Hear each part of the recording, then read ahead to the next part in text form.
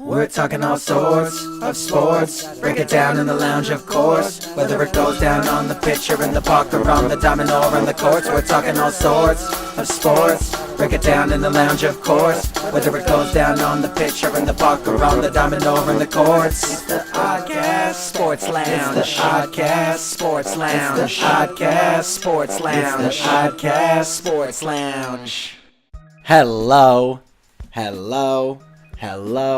How is everybody doing today? Guys, I just want to introduce you to this new section of the OddCast that we're doing. It's going to be called the OddCast Sports Lounge. So what the OddCast Sports Lounge is going to be a section on our YouTube channel, as well as just a series of videos where we're going to talk specifically about some cool, unique subjects within sports. So, for example, today we're going to do a Premier League review, as we're 13 games into the English Premier League football season. Soccer for those of you in America, but guys, on the Sports Lounge, we call it football. So tune in. It's going to be on our YouTube channel. Again, it's called the OddCast Sports Lounge. Thanks so much, guys. So here we go.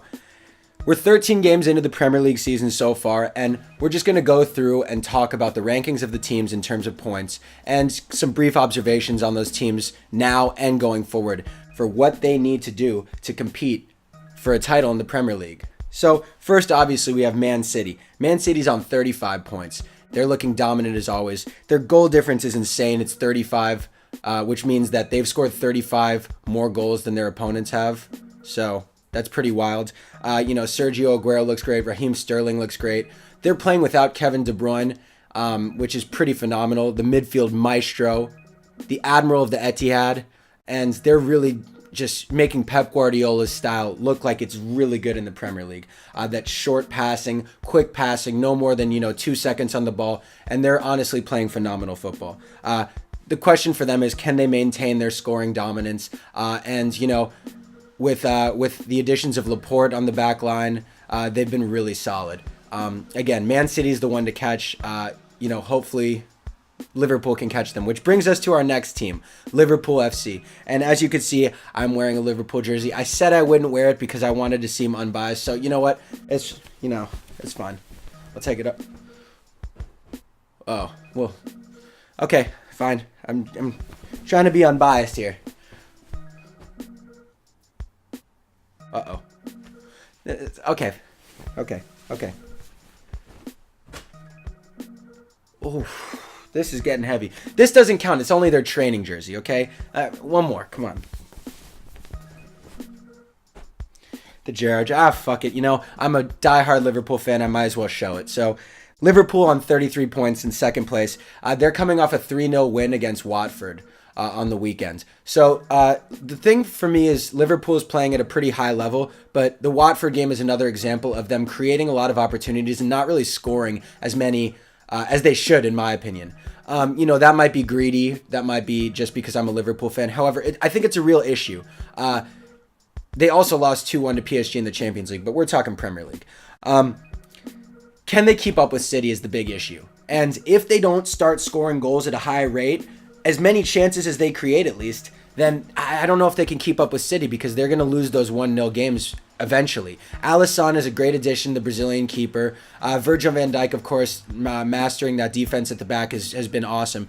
But Firmino has been good, but Salah and Mane really need to start picking it up and scoring more based on the opportunities that are being created. Trent Alexander-Arnold is awesome. How good can he be? That free kick against Watford was absolutely stellar. But again, the first half, Liverpool really created all these chances, didn't make the most of it. They had 70% possession going into the half, and really nothing to show for it. And luckily, Mohamed Salah got us off to the races with his first goal, and then Trent Alexander-Arnold scored the second one off the phenomenal free kick. But it's another example of, them maybe not, finishing as many chances as they should. Now, the other addition we have to talk about is Shaqiri. Xherdan Shaqiri has been an absolute godsend. £10 million bargain. The bicycle kick alone that he scored in preseason was worth that $10 million. But anyway, I think Trent Alexander-Arnold is good enough to not play right back. He could play in the midfield, defensive holding midfield, maybe even the 8 position like Gerrard. But we have Naby Keita for that. So anyway, that's Liverpool. On to Tottenham. Tottenham has 30 points. They're coming off a big 3-1 win at Chelsea. So the question for me is, they didn't sign anyone prior to the season. So that's what everyone was worried about. Could Kane, Son, Dele Alli, Lucas, Moussa Dembele, obviously Hugo Lloris, kind of continue their really great run of form in the Premier League? And so far they've shown that they're capable of doing it. Sonaldo, Hyun-Min Sung, is absolutely amazing. The South Korean, he's a really great player. I think he's highly underrated. Harry Kane, of course, is always scoring goals. My question is, so even though Real Madrid signed Santiago Solari as their head coach, there's been rumors that Pochettino, who is Tottenham's head coach, they're eyeing up Pochettino to be their next coach. And it's interesting with the lack of support from the board, maybe is what he might perceive it as, their lack of signing players. He might be enticed to go to coach Real Madrid, which would be disastrous for Tottenham in my opinion. But let's see. They're on 30 points. They're in third place. I think they're going to stay there. They're probably going to get a top 4 and a Champions League finish this year. Chelsea is on 28 points. They were undefeated prior to losing to Tottenham. So basically the big question is for them is, can they bounce back? Sarri, their head coach, has been a revelation, kind of coaching in the similar style to Antonio Conte, that Italian style of playing from the back, and then waiting for other teams to make a mistake. Eden Hazard has been phenomenal this year. Can he continue his dominance in a physical Premier League? He's such a small guy, and he's still, his center of gravity is so low that he's able to kind of, evade challenges in a great way. The other big question from them is, basically, can they get back to Champions League football? Their expectations were so low in the beginning of the year that I think that if they got a top 4 finish, it would be phenomenal for them. Arsenal right now are on 27 points. They're coming off a 2-1 win against Bournemouth. Arsenal are guilty of a very similar thing to what I was explaining about Liverpool. And Pierre-Emerick Aubameyang is a perfect exemplification of that on Arsenal. He has 8 goals for them, all in the second half. Arsenal make it very difficult on themselves, and they have this whole season. And they have a history of that, in that they don't show up in the first half and then they're playing off their back foot. However, with Unai Emery, their new coach, they're also playing from the back. A lot of passes from the back. Mathieu Flamini has been phenomenal. The interesting thing is, against Bournemouth, Unai Emery chose to sit Mesut Ozil, and he explained that he didn't want him because he thinks that he's not physical enough, or that Arsenal's physicality goes down when he's on the field. So that could be interesting moving forward, because as we know, the Premier League, let's not even get into what's the best league between Premier League, Serie A, La Liga, Bundesliga. Okay, Premier League is the most physical though, and if he doesn't think that Mesut Ozil is physical, moving forward, who knows if he's going to even get in the 11, or even on the bench for that matter. So Arsenal on 27.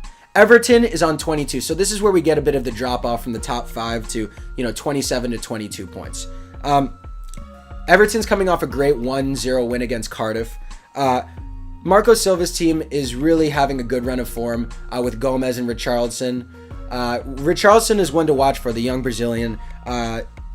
Basically, they've done a decent job against the Big Six. They had an impressive tie at Stamford Bridge. It was scoreless, but it was still impressive, the home of Chelsea.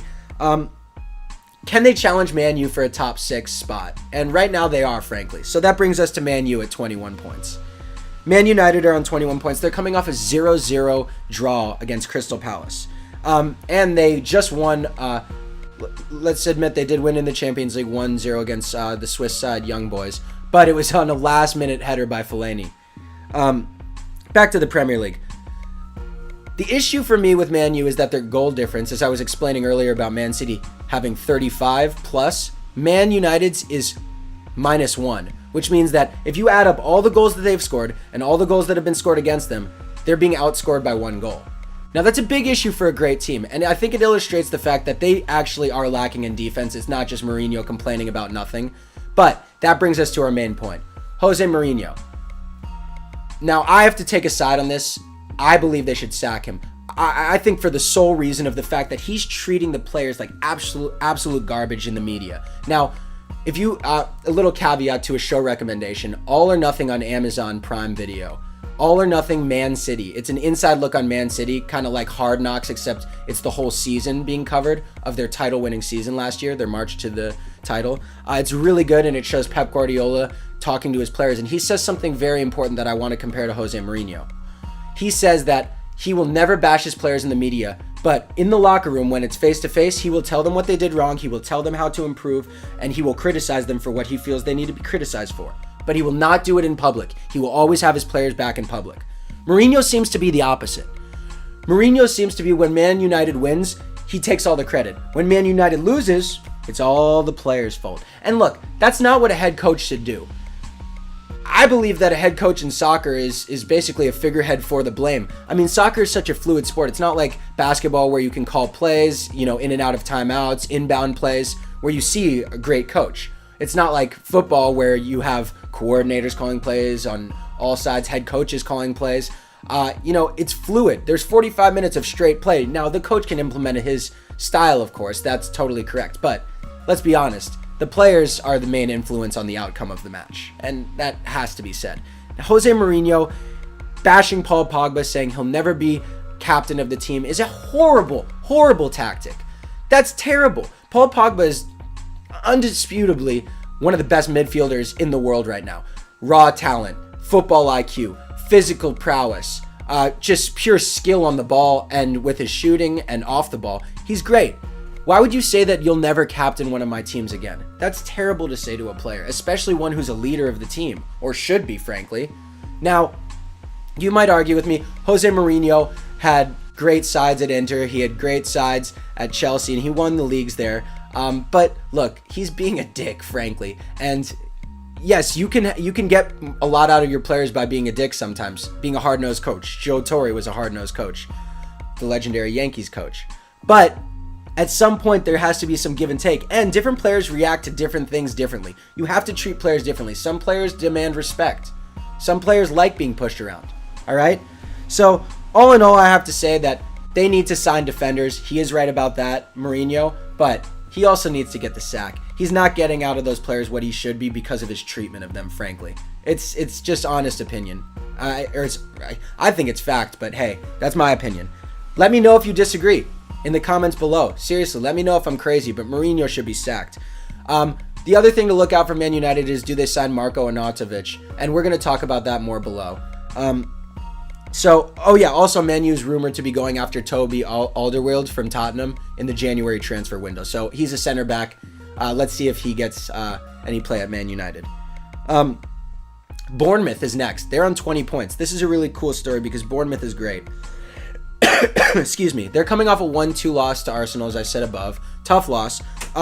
Eddie Howe, their manager, has been honestly awesome for Bournemouth ever since they've been promoted, and even before they were promoted to the Premier League. Callum Wilson and Ryan Fraser have been called up to their international squads. Fraser to Scotland, and Callum Wilson to England, respectively. So let's see if Callum Wilson has been rumored to be getting play from Chelsea in the January transfer window. So let's see if Eddie Howe is able to retain those old heads on the team and meld them with the solid young crew that they have coming through at AFC Bournemouth, because they're a dangerous team, and I honestly think that they'll be a stalwart in the middle to high end of the table in the Premier League for years to come. Watford, also on 20 points, but behind on goal difference. They're coming off a 0-3 loss to Liverpool. Come on, you Reds.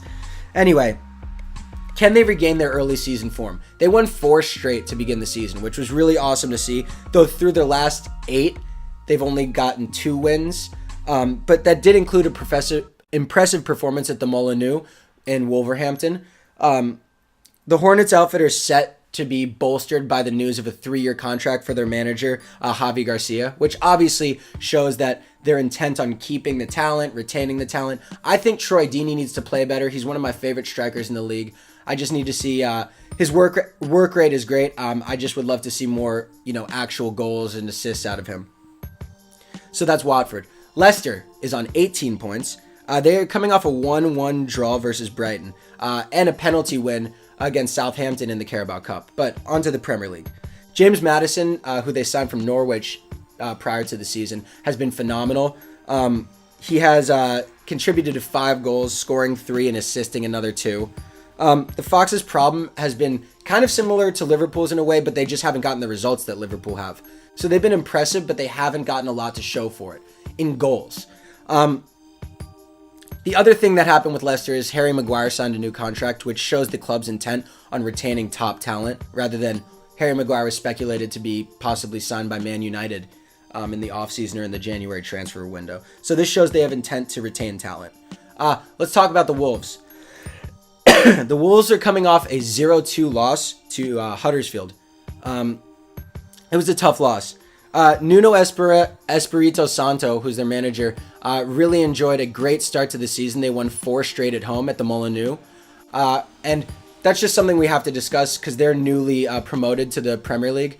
Any team that's newly promoted to the Premier League has to play well at home. You have to play well at home. It's vital. You're playing against the big boys now, and they really did. They, however, have lost back-to-back games at home to Watford and Spurs. They drew 2 against Man City and Everton at home, so that's pretty damn good. But losing to Watford and Spurs is tough, and they took a hit for that. So Huddersfield beat them at the weekend. They're next facing Chelsea at home. So let's see if they can beat Chelsea. That'll be indicative of whether the City and the Everton draws that they got at home were what's going to happen moving forward, or if it was the loss to Watford and Spurs that is more evident of their run moving forward.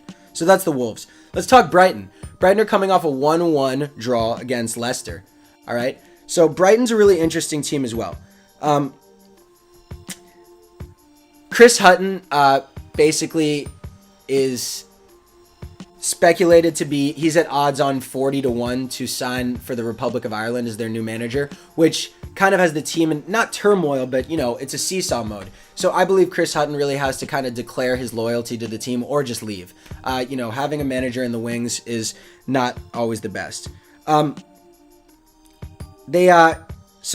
Their next 4 games are Chelsea, Arsenal, Everton, and Bournemouth. So those next 4 games are going to be really indicative of Brighton's hopes of, whether they're fighting for relegation or whether they're fighting to be in the middle of the table moving forward.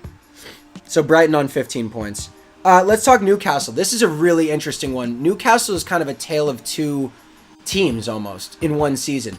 In their last 3, they've put a unbeaten run together, winning 2 and drawing 1, keeping 2 clean sheets in the process. Obviously, they're managed by none other than Rafa Benitez, who, as a Liverpool fan, you have to have respect for. They have owner problems. Mark Ashley is the owner. He has problems in his business. He's getting accused of certain things. I believe I just read it briefly, he's hired his daughter for £5 million, and there's certain speculations in regards to the legitimacy of that. Furthermore, the Magpie fans are just calling for him to be sacked, which is, turmoil for the team. And Rafa Benitez said something in regards to he wasn't even sure if he would be there at the end of the season due to Mark Ashley. The thing about it is time will tell whether the recent run of forms is a sign of things to come, or whether the beginning of the season, where they performed absolutely terribly, is more indicative of what they're capable of. Whatever the case, the off-field issues need to stop. I believe they need to Mark Ashley needs to sell the team. Rafa Benitez needs to stay. It's great that they got him, especially when they were promoted from the lower league to be the Premier League head coach for the Newcastle team. So that's Newcastle. West Ham is also on 12 points. They're coming off a 0-3 loss to Man City. Or 0-4, 0-3 or 0-4. Whatever. Man City ransacked on them. Manuel Pellegrini needs to keep Marco Arnautovic happy. We talked about that in the Man U segment. Man U is looking at signing him. They need to bolster their attacking options because Lukaku simply hasn't been scoring at the rate that they need him to be. You keep Arnautovic happy, he's a striker, by scoring goals. He does have 5 goals in 10 appearances, but recently he only has 1 in his last 4 games, I believe. Let's hope that the Austrian isn't tempted by the interest of Man United, but when Man United comes calling, it's really hard for players to say no. Chicharito also needs to play better. He needs to be the super sub that he's always been. So on to Huddersfield. Huddersfield is on 10 points. They're coming off a 2-0 win against Wolves. which was a big win for them. This is David Wagner's side, the German coach. Now, they should have made some more moves over the transfer window prior to the season beginning. They need wingers. They need backup defensemen. That's honestly, they need that. And Wagner's track record in January suggests that they're not going to sign people in January. He doesn't sign people in January. They've scored only 6 goals, lowest in the Premier League, and they've gotten scored on 22 times. That's just under 2 goals per game being scored against them, and with only 6 to show for it themselves, that's trouble. So Huddersfield need to sign people in the January transfer window, but it's unlikely that they will. Crystal Palace is on 9 points. So Crystal Palace has been really disappointing this season. They have just 8 goals. Wilfried Zaha with 2 of them. And Milivojevic Zaha has 3 of them. Milivojevic has 2 of them. Christian Benteke is a shadow of his former self. He already was when he was on Liverpool. But Roy Hodgson needs some more attack-minded players in the January transfer window. Palace just haven't put together a consistent run of form this season. Their longest unbeaten streak is 2 games. Come on. Let's play here. Crystal Palace should be a good side. Wilfried Zaha looks like Currency the rapper. Check that out. Check that out if you don't believe me. They really look like each other. It's crazy. Shout out to Currency. Shout out to Spitta. Shout out to Wilfried Zaha. He's a great player. On to Burnley. So Burnley are on 9 points. They're coming off a 1-2 loss versus Newcastle. They've recorded 4 points from their last 2 matches. They've had a recent downturn from their promising early season form. Maybe what I'm thinking is it's the price they're paying from an early failed Europa League campaign. The players were tired or something. I don't know. I honestly don't know, because Burnley is actually a good side, and they started off the season fairly well. Burnley on 9 points. We'll see what they need to do moving forward. I really can't put my finger on it, frankly. Excuse me. Southampton is on 8 points. Now, Mark Hughes is on the hot seat, their manager. They're coming off a 2-3 loss to Fulham in a thriller, and we're going to talk more about that when we talk about Fulham. Mark Hughes has found himself in a predicament. They're hanging in the relegation zone. The Saints are without a win in 8 Premier League games. Danny Ings has scored basically half of their 8 goals so far. He's scored 4. Danny Ings, shout out to Liverpool.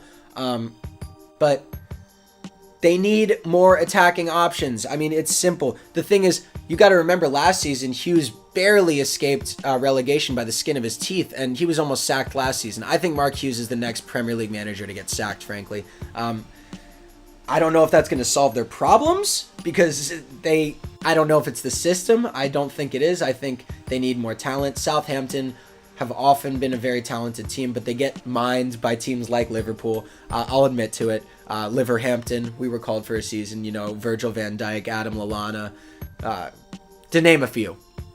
And I think, Sadio Mane, I believe, too. But anyway, Southampton, I'm rooting for them going forward. I think they need to sack Mark Hughes, whether it's a change of, demeanor or whether it's the actual system in place. They need to sack him. So, let's talk our last 2 teams, guys. We have Cardiff. Cardiff is on 8 points. Cardiff's next 5 games. So they're coming off that 0-1 loss to Everton that we talked about above. Cardiff's next 5 games are against Wolves, West Ham, Southampton, Watford, and Man United. So these are going to define Cardiff's season. Are they going to be fighting for relegation, or are they going to be in the middle of the table? Those next 5 games are going to define that. And if I can, just let me refer Cardiff to a blueprint of what Huddersfield did last season right before the Christmas break. They played United, Watford, and Southampton, 3 of the teams that are in Cardiff's next 5. And they basically had big performances against Huddersfield, had big performances against all 3 of those teams leading up to the Christmas break. And honestly, it bailed them out of the relegation zone. And I think that it's I don't know specifically what Huddersfield did, but Cardiff should look to Huddersfield for an example of, how to prevail over these next 5 games and set their season up right so they're not fighting for relegation. All right, so finally, let's talk Fulham. Fulham's really interesting. They sacked their manager and they hired Claudio Ranieri, the gentleman who took Leicester to title fame in 15-16, I believe it was. By By the way, Leicester sacked him the next season like 8 games in, which is the stupidest thing in the world. He should have had a free pass after winning Leicester the league for at least a season. But anyway, I digress. They're coming off an amazing 3-2 win against Southampton. Can Claudio Ranieri bring them back from the brink? Can he get Sessegnon and Shirley to really pick this team up and provide the the inertia they need moving forward in a positive way? Claudio Ranieri was recruited by the board to keep the Cottagers out of the relegation zone. He has to start by addressing their Swiss cheese defense. They've conceded the most goals in the Premier League at 31. It's pretty terrible. You're 13 games in with 31 goals conceded. So they've failed to score in 4 of their last 6 games prior to the win against Southampton. Ranieri has his hands full. The Italian joked when he first came on that he would buy the players all McDonald's when they won their the first game in charge, and they won the first game that he was in charge. So I hope he held true to that. I hope they got Big Mac in. What he has to do now is he has to up that. He'll fly him out. Next time he'll fly him out In-N-Out. And maybe we can talk to the In-N-Out family and make that happen. And then next time he can treat him to Ruth's Chris or something. So keep up in the thing, Claudio, and maybe the team will keep playing, because those Big Macs clearly inspired them to a great victory against Southampton on the weekend. So there it was. That was the big breakdown of all the Premier League review so far. I'm just going to go back and give you, basically the team and the one tagline of what they need to do moving forward, just so you remember. All right, guys, and thanks so much again for tuning in to the OddCast Sports Lounge. So, guys, first place we have Man City on 35 points. Basically, the name of the game for Man City is, can they keep the momentum moving forward? We think they can. And, can they get Kevin De Bruyne back? Because he's a great player and we want to see everyone healthy. So, Man City, can they keep the momentum? Liverpool on 33 points. Obviously, the question is, can they catch City? Liverpool need to score goals. And my big takeaway for Liverpool, the one-liner is, they need to convert the amount or more of the chances that they create. Obviously, you don't convert all your chances, but they need to convert more of the chances that they create. I'm looking at you, Salah and Mane. All right, Tottenham on 30 points. Tottenham, for me, is, do they retain Pochettino after the season? So I don't think they're going to make a title challenge this year. I could be eating my words at the end of the year, but can they retain Pochettino at the end of the season? And furthermore, the question is, do they sign some more guys in January or, on the off-season transfer window? Because you need to sign people to keep up in this league. It's just the fact of the matter. All right, Chelsea. My big takeaway for Chelsea, obviously, for this season is, how do they bounce back after losing their first match of the season against Tottenham? It wasn't a terrible performance, but it wasn't great by any means. So how do Chelsea bounce back from that? Arsenal on 27 points. Arsenal, it's a bit of the same question that I had for Liverpool. Can they make it easier on themselves? For goodness sake. Can they score some first half goals? And can Aubameyang score some first half goals? Because they have a great squad. And is Mesut Ozil on the team sheet moving forward? Unai Emery, we're looking at you. We want to know. All right, Everton on 22 points. Can Gomez and Richarlison continue their great early season form? Can Marco Silva's team continue its, can they challenge Man U for a top 5 or 6 position? Speaking of Man U on 21 points. The question for them obviously is, do they sack Mourinho? I think they should. I think they do. We'll see. The Woodward family will make that decision moving forward. I believe they should. And also, do they sign Marko Arnautovic? Do they score more goals? And does their defense get less terrible? Bournemouth, AFC Bournemouth also on 20 points. Can Bournemouth retain Callum Wilson and Ryan Fraser? Callum Wilson speculated to be signed by Chelsea. And that being said, if they do retain those two players, can Eddie Howe continue to merge the old heads with the great youth talent that they have at AFC Bournemouth? Watford on 20 points as well. Can Watford regain their early season form where they were unbeaten in 4 straight wins to begin the season? And can Troy Deeney, start to contribute in the ways that we would like to see him contribute? That's basically the big question for for Watford. And Javi Garcia's team, are they bolstered by his new 3-year contract? The Wolves on 16 points. So the Wolves, as we said, the Molineux is a tough place to play in their home stadium. Can they continue their early season dominance at home? Because as we said, new teams in the Premier League really need to get those home wins. It's vital against the big boys of the Premier League. All right, Brighton on 15 points.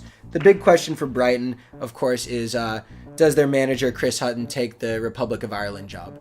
And if he doesn't, can he their next run of play against Chelsea, Arsenal, Everton, and Bournemouth defines their season for me. So that's Brighton. Newcastle on 12 points. The big question for them is, does Mike Ashley sell the team? If he doesn't, we got to worry about Rafa Benitez staying. We have to worry about them signing top-tier talent.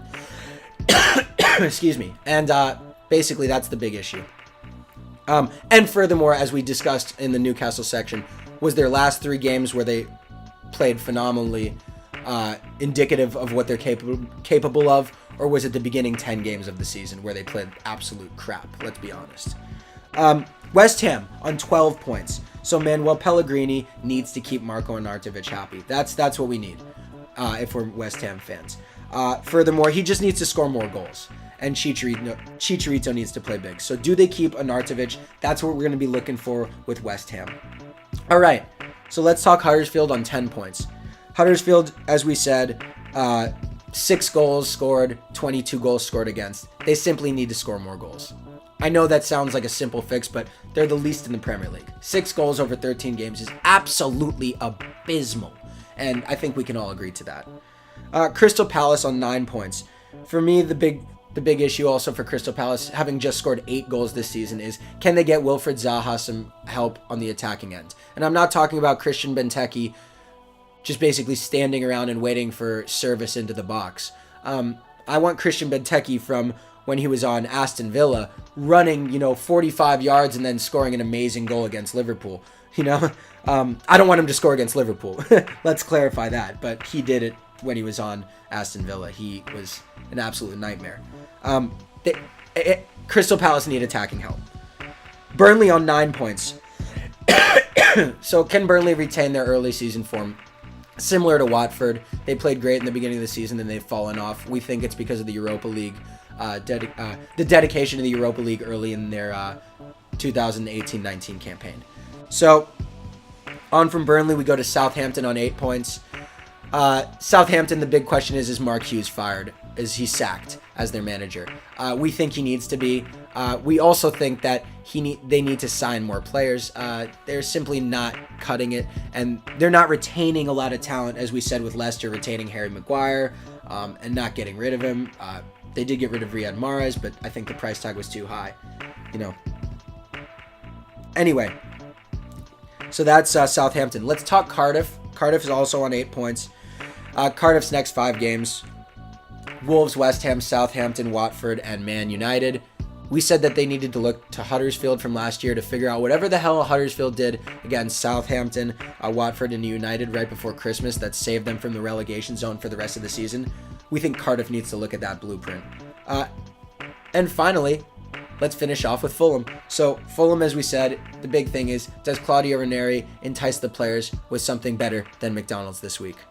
Can he fly them out In-N-Out? Can they talk to the In-N-Out family? Can In-N-Out Burger support the struggling cottagers of Fulham? And I'm a Fulham fan just for simply the fact when I lived in England, Fulham, they were a London team and they were always, a stalwart in the Premier League. Shout out to Dimitar Berbatov. All right. So guys, that was the Premier League review. Let's just go back and quickly. It's Man City on 35 points. Liverpool on 33 points. Tottenham on 30 points. Chelsea on 28 points. Arsenal on 27 points. Everton on 22 points. Man United on 21 points. Bournemouth on 20 points. Watford on 20 points. Leicester on 18 points. Wolverhampton on 16 points. You have Brighton on 12 points. You have Newcastle on 12 points. You have West Ham on 12 points. Right? Then you have Huddersfield on 10 points. You got Crystal Palace on 9 points. You got Southampton on 8. You got Cardiff on 8. And you got Fulham on 8. So, ladies and gentlemen, thank you so much for tuning in. Let's see what happens moving forward. If you agree with me, if you disagree with me, if you like the content, please like, subscribe, share with your friends. There's not a lot of people talking Premier League in America, and we at the OddCast have some international experience, of living overseas and actually watching soccer with the English fans. And, we love the inside take that we have on it, and we hope you do too. If you disagree with anything we said, please let us know too. We'd love to discuss it with you. Promise to get to you guys in the comments. And really, again, thanks so much for taking your time and tuning in to the OddCast Sports Lounge and to the OddCast in general. It's the support of the viewers and it's the feedback from the viewers that really keep us going. So thanks for taking the time to tune in to the OddCast Sports Lounge. Thanks so much, and we hope you have a great day, great weekend, whenever you're watching. Thanks so much for taking the time. Appreciate you guys. Shouts out to you and yours. Shouts out to you and yours. Shouts out to everyone. Thanks so much. We're talking all sorts of sports. Break it down in the lounge, of course. Whether it goes down on the pitch or in the park or on the diamond or on the courts. We're talking all sorts of sports. Break it down in the lounge, of course. Whether it goes down on the pitch or in the park or on the diamond or in the courts. It's the OddCast Sports Lounge. It's the OddCast Sports Lounge. It's the OddCast Sports Lounge. It's the OddCast Sports Lounge.